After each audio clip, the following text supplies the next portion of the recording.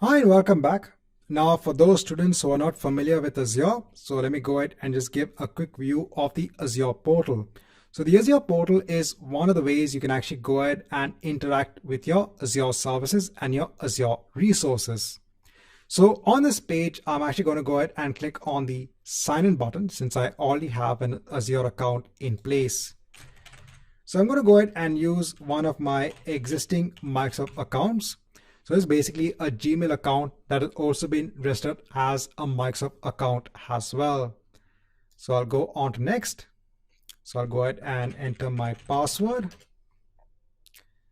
So I'll say no, I don't want to stay signed in just for security purposes. I can go ahead and click on the portal button over here and I'll be directed on to the Azure portal. So in the Azure portal over here, I have my account, which I've logged in with. This is basically just a dashboard that you get. So if you want to go ahead and look at all of the resources that you have in Azure, you can go ahead and click on this button over here or on this icon over here. So I have a set of resources already defined in Azure. If you look at any particular resource, so this is the type of a virtual machine. So this is a virtual machine resource. You can see that this resource is part of a resource group. So I said this is a logical grouping for your resources. It's also in a particular location and it's also part of my subscription. So over here, I have a subscription that is used for the billing purposes. I've gone ahead and chosen the location of Central India because over here it is closest to my location. So I get better response time when it comes to the resources that I deploy. So if I want to go ahead and connect onto this virtual machine resource, it's much faster because the Central India location is closest to me.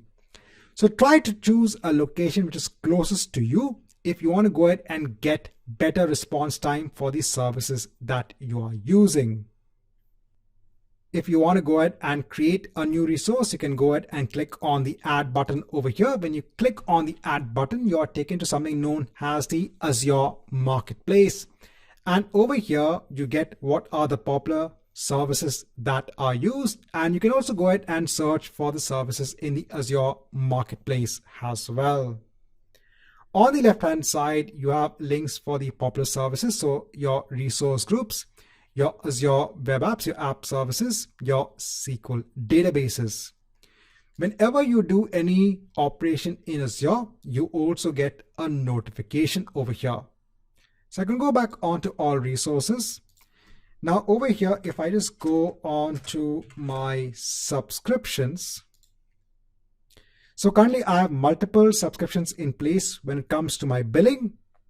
If I go on to any subscription, so over here you can see what is my last billed amount and what is the current cost.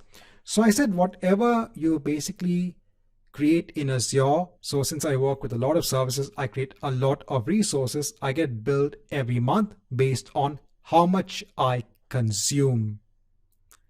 Right, so in this chapter, I just want to give a quick overview on the Azure portal.